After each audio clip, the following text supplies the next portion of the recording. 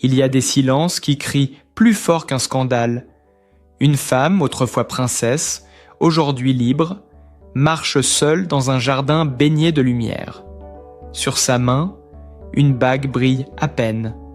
Personne ne sait quand, ni avec qui, mais la France retient son souffle. À 56 ans, Clotilde Courreau vient de briser le dernier mur du silence, révélant une vérité que personne n'attendait. À l'apogée de sa carrière, Clotilde Courreau fascinait la France entière. Actrice magnétique, princesse moderne, symbole d'élégance et de mystère. Sous les projecteurs, elle incarnait la grâce absolue. Mais derrière cette image de perfection, il y avait une autre histoire. Une histoire que Clotilde n'avait jamais racontée. Celle d'une femme enfermée dans un rôle qu'elle n'avait pas choisi. Les sourires sur les tapis rouges, les réceptions royales, les mains serrées sous les flashs, tout semblait briller. Et pourtant, dans le silence des palais, le froid s'installait. Les rumeurs parlaient d'un couple exemplaire, d'un bonheur princier. Mais la vérité, elle, vivait dans l'ombre, à l'abri des regards, là où les caméras ne filment jamais. Dans ces couloirs trop vastes, elle apprenait à sourire sans ressentir, à exister sans vivre. Chaque matin, elle enfilait non pas une robe, mais une armure. Car être princesse, c'était avant tout se taire. Se taire même quand le cœur crie. Se taire pour ne pas trahir l'image. Elle le disait souvent à voix basse. Je suis un rôle que je ne joue plus. Quand le mariage s'est effrité, ce n'était pas à cause d'un scandale ou d'un cri. C'était à cause d'un long silence. Un silence qui ronge, qui sépare, qui glace les gestes et les mots. Emmanuelle Philibert poursuivait sa route publique. Elle s'effaçait peu à peu, jusqu'à ne plus se reconnaître dans son propre reflet. À 40 ans passés, Clotilde a découvert ce que tant de femmes ressentent en secret. Cette solitude à deux, ce vide discret que rien ne comble, même pas les honneurs. Puis vint le moment de la rupture, discret, presque invisible. Pas de conférence de presse, pas de mots durs, seulement un départ en douceur, presque invisible. Elle quitte Turin pour Paris, Paris pour Rome, Rome pour le silence. Les médias l'oublient, le public aussi. Elle ne tourne plus, ou alors dans l'ombre, sous d'autres noms. Et c'est là, dans cette absence, que tout recommence. À 56 ans, Clotilde Courreau n'est plus la femme que la France a connue. Elle a perdu la couronne, mais retrouvé la voix. Elle vit seule, parfois dans un appartement trop grand pour elle, parfois dans une maison du Sud où l'on entend le vent plus fort que les souvenirs. Elle écrit, peint, marche des heures entières, et dans ces instants suspendus, elle comprend enfin ce qu'elle avait perdu, la simplicité. Ce n'est pas une renaissance éclatante, mais une guérison, lente, presque imperceptible. Ses proches parlent d'elle comme d'une femme qui revient d'un long hiver. Elle a connu le vertige de la gloire, la beauté des apparences, mais aussi la douleur du désamour. Celle qui ne laisse pas de cicatrices visibles, mais qui abîme tout à l'intérieur.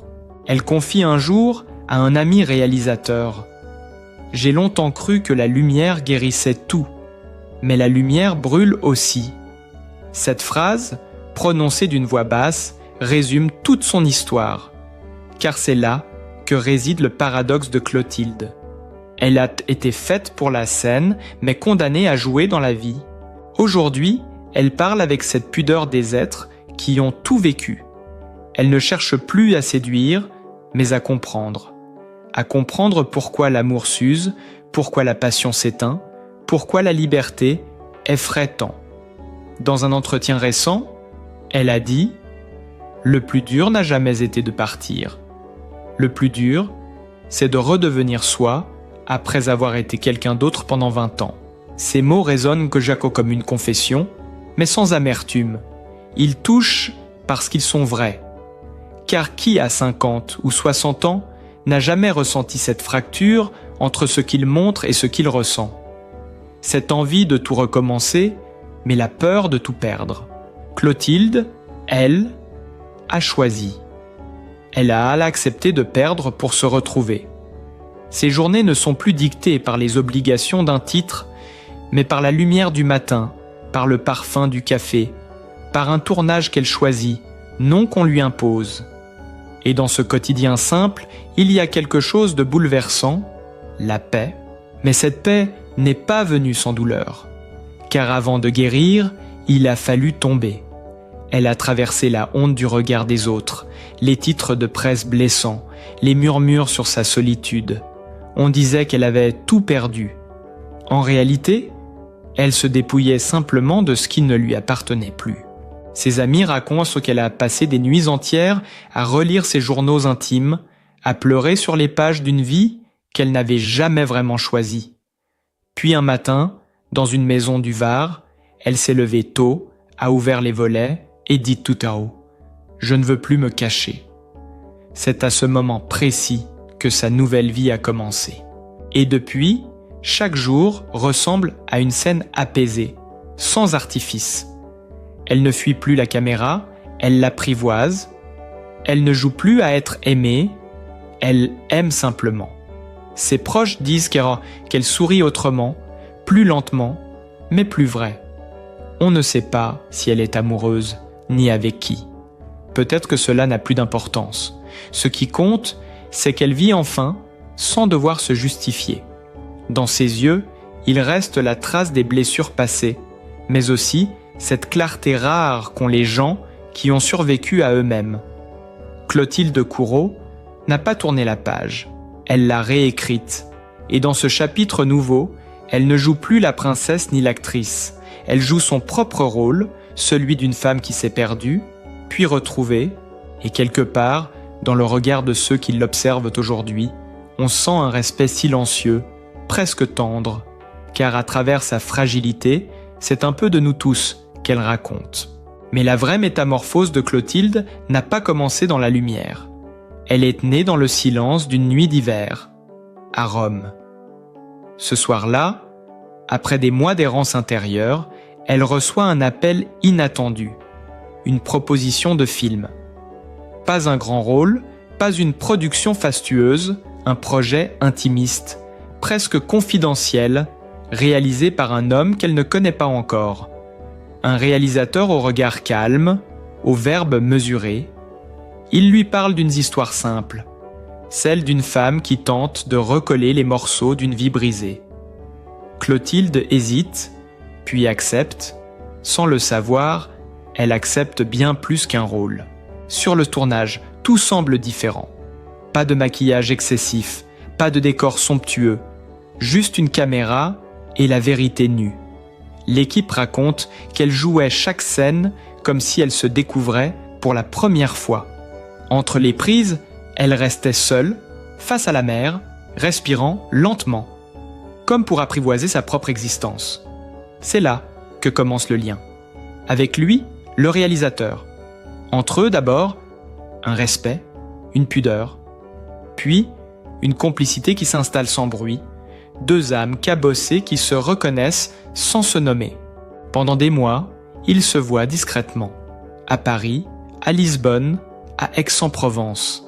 Ils échappent aux caméras, se cachent dans des cafés anonymes, partagent des silences plus forts que les mots. Elle lui confie peu à peu les blessures que le public ignore. La fatigue d'avoir toujours dû plaire, la peur de ne plus être aimé, cette impression de n'avoir jamais eu le droit à l'erreur. Il l'écoute sans la juger. Et un soir, dans la pénombre d'un studio, il lui dit « Tu es belle quand tu cesses de jouer ». Cette phrase, simple et désarmante, devient pour elle un déclic. Clotilde comprend alors que sa vie entière avait été une performance. On lui avait appris à sourire quand elle voulait pleurer, à se taire quand elle brûlait de parler. Mais à 56 ans, elle ne veut plus feindre. Elle décide que sa prochaine apparition publique ne sera plus un rôle, mais un acte de vérité. Et c'est ainsi qu'un matin, à Paris, elle choisit de parler. Pas dans une émission, pas dans un livre, dans un entretien filmé, sobre, sans musique ni artifice. Elle s'y présente sans maquillage, les cheveux relevés, la voix calme, et pour la première fois, elle raconte tout. Non pas le scandale, mais la vérité, la solitude, l'étouffement, la peur de décevoir. Elle dit avoir vécu dans une cage dorée où la lumière n'éclairait plus rien. Elle raconte les nuits d'angoisse, le silence des couloirs princiers, les heures passées à attendre un regard, un mot, un signe, et puis cette phrase qu'elle lâche, presque en murmurant « J'ai appris à sourire pour ne pas pleurer devant mes enfants ». Ce passage, diffusé sur une grande chaîne, fait l'effet d'un tremblement de terre. Les téléspectateurs découvrent une femme qu'ils croyaient rarement connaître et qu'ils n'avaient jamais vraiment vue. Les réseaux se remplissent de messages d'émotion, de respect, parfois d'admiration.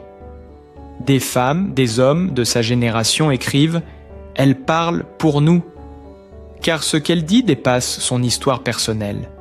C'est celle de tant de vies où l'on se tait par habitude, où l'on supporte par devoir, où l'on oublie de respirer pour ne pas déranger. Mais la confession de Clotilde n'est pas un cri. C'est une délivrance. Elle n'accuse personne, ne règle aucun compte. Elle assume, avec douceur, avec lucidité. Et ce ton, si calme, bouleverse plus que la colère. On sent qu'elle a pardonné, à lui, à la vie, à elle-même. Elle dit simplement « Je ne veux plus appartenir à un rôle, à un nom, à une image. Je veux juste être vivante. » Après cette interview, tout change. Le regard du public d'abord, celui de la presse ensuite, les tabloïds qui autrefois guettirent de la moindre chute commencent à parler d'elle autrement. On n'y lit plus la princesse rebelle, mais la femme libre. Les invitations affluent, les propositions de tournage aussi. Mais Clotilde refuse presque tout. Elle veut choisir, ne plus subir. Elle préfère les projets à taille humaine, les rencontres vraies. Puis vient ce moment inattendu, une photo, publiée par un magazine italien. On y voit Clotilde, dans le sud, souriant à un homme dont la main effleure la sienne. L'image déclenche une vague de curiosité, de spéculation, de commentaires. Qui est-il? Est-ce le réalisateur du film? Est-ce un nouveau mariage? Clotilde ne dément pas. Elle ne confirme pas non plus. Elle laisse planer le doute. Ce silence-là n'est plus celui de la contrainte, mais celui de la paix. Quelques semaines plus tard, une rumeur s'installe. Elle se serait remariée, en secret, dans une petite propriété provençale. Certains témoins parlent d'une cérémonie simple, presque invisible, sous les oliviers, pas de robe somptueuse, pas de caméra, seulement quelques proches, une poignée d'amis et un sourire sincère, aucun communiqué, aucun titre officiel. Rien à prouver, tout à vivre. Et peut-être que c'est là, dans ce secret à demi révélé, que réside la plus grande vérité de Clotilde Courreau, celle d'une femme qui a compris que la liberté ne se déclare pas, elle se vit. Elle n'a plus besoin de raconter sa vie, elle la traverse avec sérénité. Et dans ce choix silencieux, dans cette manière d'exister à contre-courant d'un monde bruyant, il y a une forme de courage que peu osent regarder en face. Aujourd'hui, elle ne cherche plus à redevenir ce qu'elle fut. Elle avance, sans nostalgie ni revanche. Sa beauté n'est plus dans le visage, mais dans le regard. Ce regard apaisé de ceux qui ont aimé, perdu, souffert et choisi de continuer quand même. Et dans le fond, c'est peut-être cela, la vraie révolution de Clotilde, avoir transformé la douleur en lumière et la chute en renaissance. Elle le dit souvent aujourd'hui, avec cette lenteur apaisée qui n'appartient qu'à ceux qui ont traversé la tempête. Je ne cherche plus à prouver, je cherche à être. Ces mots simples, prononcés sans emphase, résume le nouveau chapitre de sa vie.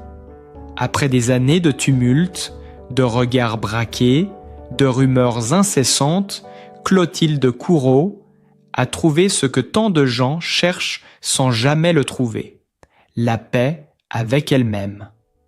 Pas une paix spectaculaire, mais une paix intérieure, silencieuse, profonde, comme un souffle retrouvé après une longue apnée. Ce n'est pas la victoire d'une femme sur le monde, mais la réconciliation d'une femme avec sa propre histoire. Pendant longtemps, elle a tenté de séparer la princesse de l'actrice, la mère de la femme libre, la lumière de l'ombre. Désormais, elle ne cherche plus à diviser, elle unit. Elle accepte d'être tout cela à la fois, fragile et forte, amoureuse et solitaire, blessée et vivante. Et dans cette acceptation se cache la véritable renaissance. On la voit différemment aujourd'hui. Ses apparitions publiques sont rares, discrètes. Plus de robes de gala, plus de mascarades. Elle préfère les festivals d'auteurs, les scènes de théâtre où la vérité des mots efface l'artifice. Quand elle monte sur scène, le public perçoit quelque chose d'inédit. Un calme, une profondeur, une vérité nue. Ce n'est plus la comédienne qui cherche à séduire, mais la femme qui raconte ce qu'elle a compris. Et ce qu'elle a déjà compris, c'est que le bonheur n'est pas une promesse, mais une discipline. Il se construit dans les détails, dans la lenteur, dans l'écoute.